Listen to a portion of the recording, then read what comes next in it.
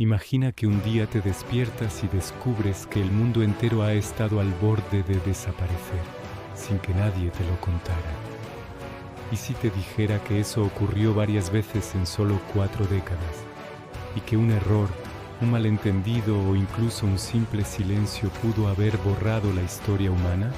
Hoy vamos a desentrañar uno de los capítulos más tensos y más increíbles de la humanidad, la Guerra Fría, pero no como te la contaron en la escuela.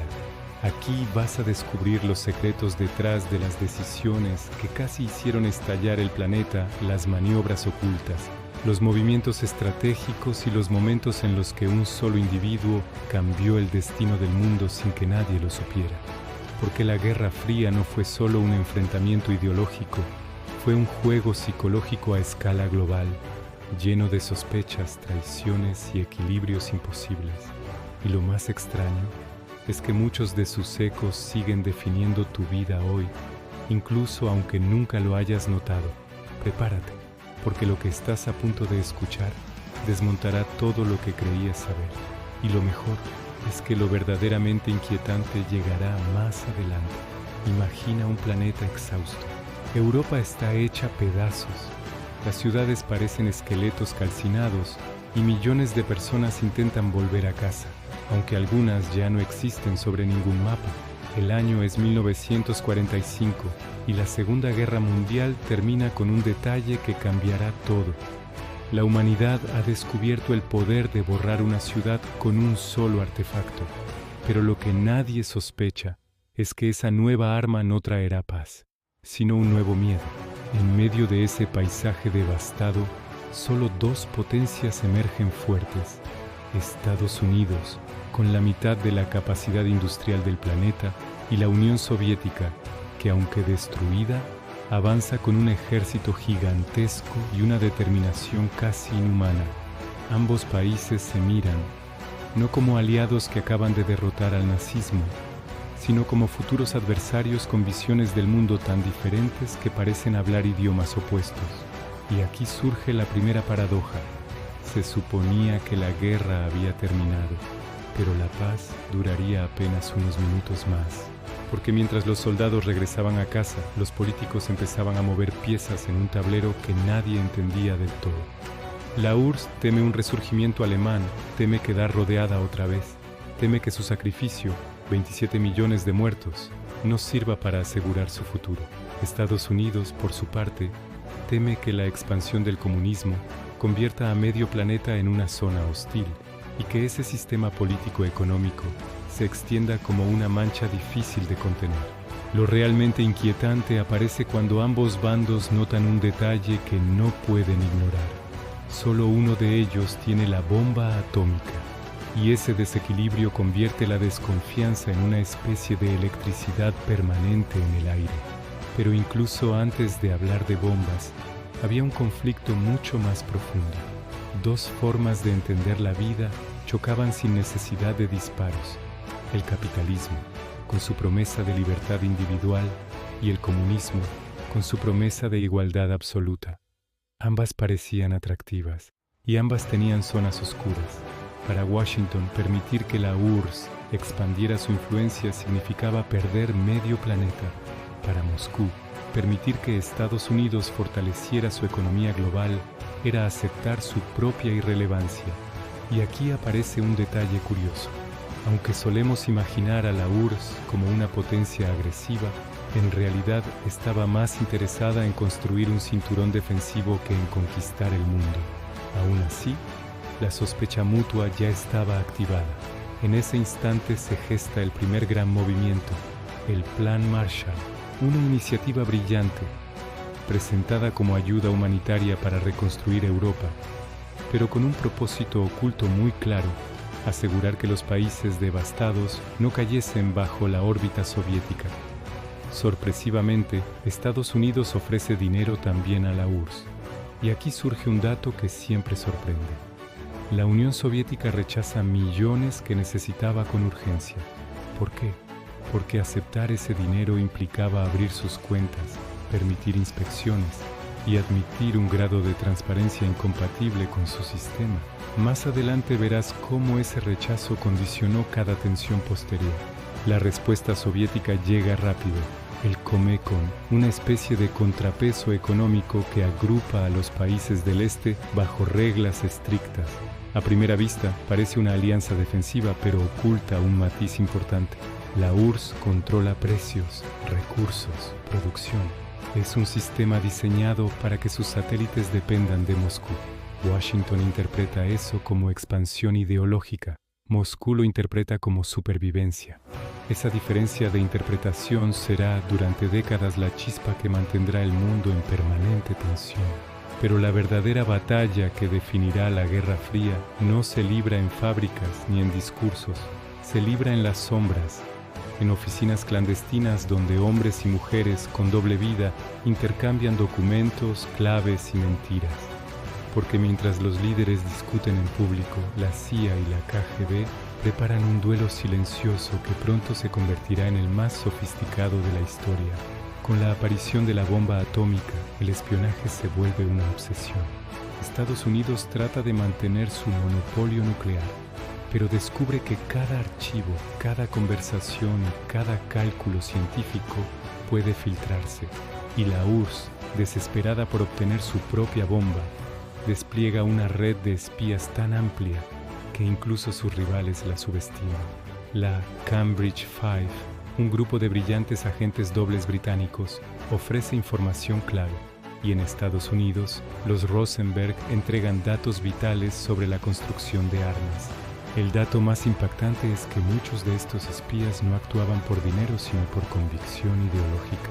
Esa mezcla de fanatismo, traición y secreto alimenta un clima de paranoia global. Lo más extraño es que aunque cada bando acumula armas, ninguno quiere realmente usarlas. Pero ambos saben que la amenaza existe. Y en 1949 ocurre lo inesperado. La URSS prueba su primera bomba atómica, años antes de lo previsto. Estados Unidos queda atónito. Habían perdido su ventaja estratégica. Y, de hecho, lo que más sorprende es que algunos analistas estadounidenses habían contemplado un plan militar que incluía lanzar 133 bombas sobre ciudades soviéticas si Moscú no se alineaba con sus demandas. Sí, 133. Un escenario de destrucción casi inimaginable. Pero ese plan, que podría haber cambiado la historia de forma apocalíptica, se vuelve inútil en el momento en que la URSS alcanza el mismo nivel nuclear. La carrera armamentística acaba de empezar. A partir de ese momento el mundo ya no vuelve a ser el mismo. Ambas potencias entienden que no pueden ganar una guerra directa sin destruirse mutuamente, así que trasladan el conflicto a otros escenarios. Primero Corea, después Vietnam, territorios donde dos superpotencias luchan sin enfrentarse cara a cara. Este diseño, llamado guerra por delegación, produce un efecto inesperado.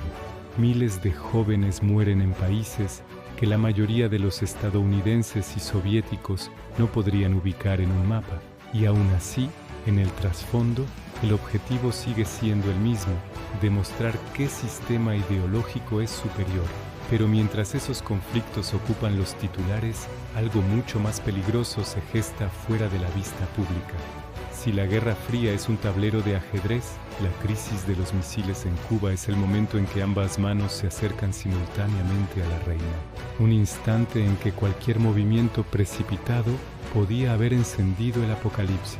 Todo empieza en 1959, cuando la Revolución Cubana instala un gobierno comunista a 150 kilómetros de Estados Unidos. Washington no tolerará jamás un aliado soviético tan cerca. Y Moscú ve una oportunidad perfecta para equilibrar el tablero. Colocar misiles nucleares en Cuba no solo sería un desafío directo, sino también la mejor forma de evitar otro intento de invasión estadounidense.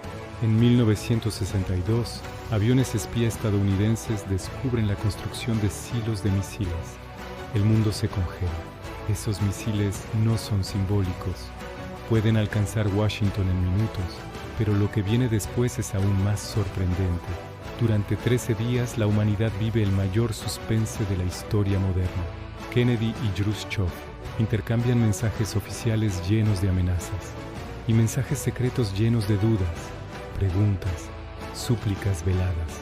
La doble conversación crea un clima surrealista donde incluso los diplomáticos pierden la noción de qué postura es la real y cuál es solo un acto para la prensa. Y aquí aparece uno de los momentos más increíbles.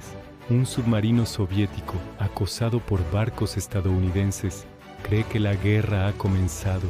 Según el protocolo, los oficiales deben votar para lanzar un torpedo nuclear.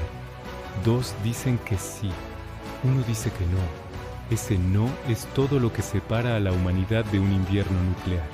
El hombre que lo pronunció se llama Vasily Arkhipov y probablemente salvó al mundo sin que nadie se enterara durante décadas. Pero lo verdaderamente extraño es que incluso después de resolver la crisis mediante un pacto secreto, misiles fuera de Cuba a cambio de retirar misiles estadounidenses de Turquía, ninguno de los dos países se atreve a admitir públicamente lo que se dio.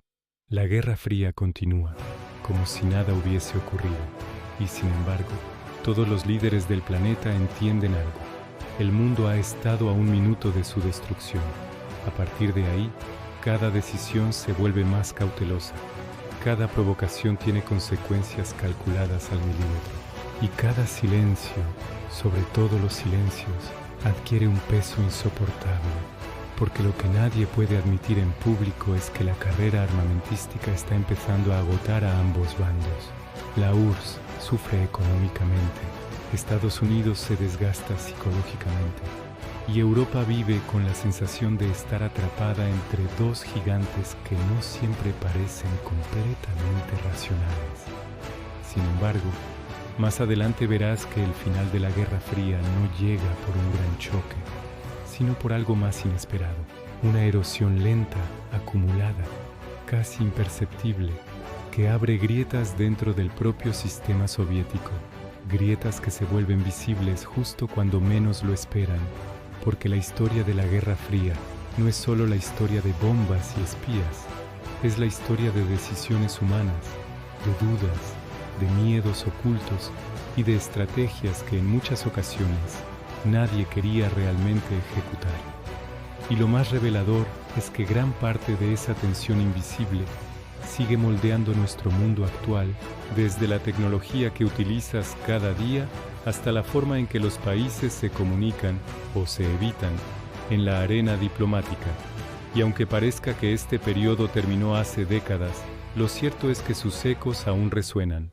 Resuenan en nuevas tensiones, nuevas fronteras, nuevas sospechas, porque la Guerra Fría nunca fue solo un capítulo del pasado. Fue un laboratorio donde se ensayaron los miedos del futuro, y entender cómo terminó te permitirá comprender algo aún más importante: cómo empezó el mundo en el que vivimos hoy.